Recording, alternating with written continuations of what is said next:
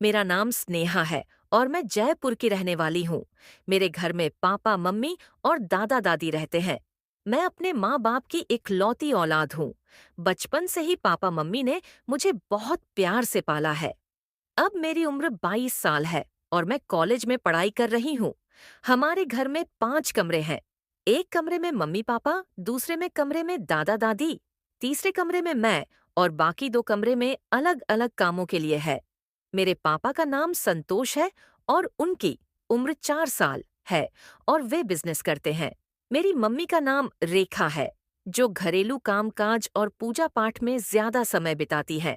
एक रात जब हम सब खाने के बाद अपने अपने कमरों में सोने चले गए थे, तभी अचानक मुझे मम्मी पापा के कमरे से हल्की हल्की आवाजें सुनाई दीं। मुझे वह आवाज सुनने की जिज्ञासा होने लगी। मैं अपने कमरे की खिड़की से झांक कर देखी तो उस रात का दृश्य मेरे लिए नया था। मैं पापा को मम्मी के साथ बहुत नजदीक देखी।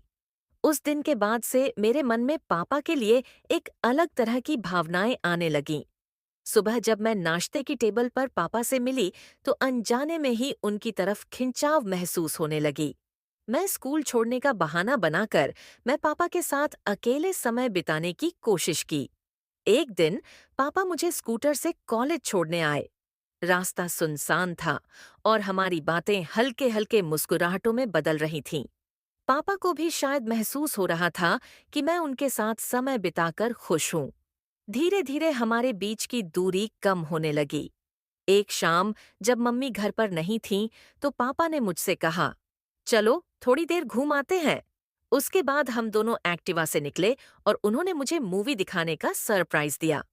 थिएटर लगभग खाली था और हमने वहां ढेर सारी बातें की, हंसी मजाक किया।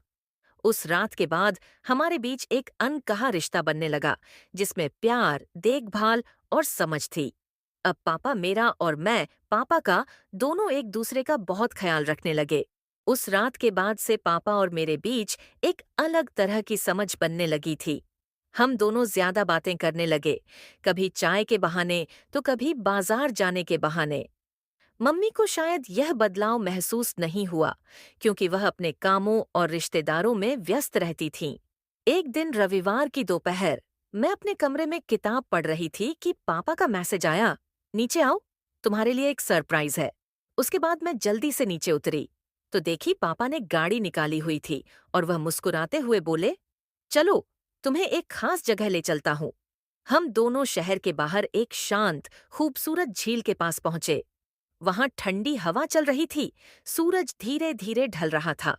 पापा मेरे लिए चाय और पकौड़े लाए थे, जो उन्होंने रास्ते में पैक करवाए थे। हम दोनों झील किनारे बैठे बातें करते रहे, मेरे कॉलेज के बारे में, मेरे सपनों के बारे में और उनकी जिंदगी के बारे में। उस दिन पापा ने पहली बार अपने दिल की कुछ बातें मुझे बताई। कैसे उन्हें कभी कभी लगता है कि जिंदगी बस काम और जिम्मेदारियों में ही बीत गई। मैंने उनकी आंखों में एक हल्का सा अकेलापन देखा। शायद यही वजह थी कि मैं और भी ज्यादा उनका ख्याल रखने लगी। जब हम दोनों वापस लौटे घर के लिए तो रास्ते में एक मीठी सी चुप्पी थी।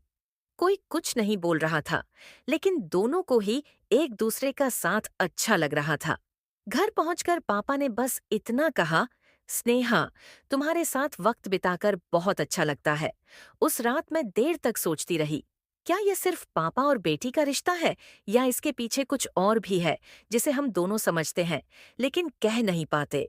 दोस्तों, आप सबको ये कहानी कैसी लगी हमें कमेंट करके जरूर बताएं। और हाँ, अगर आप लोगों को ये कहानी पसंद आई हो तो प्लीज हमारे चैनल को सब्सक्राइब करना ना भूलें।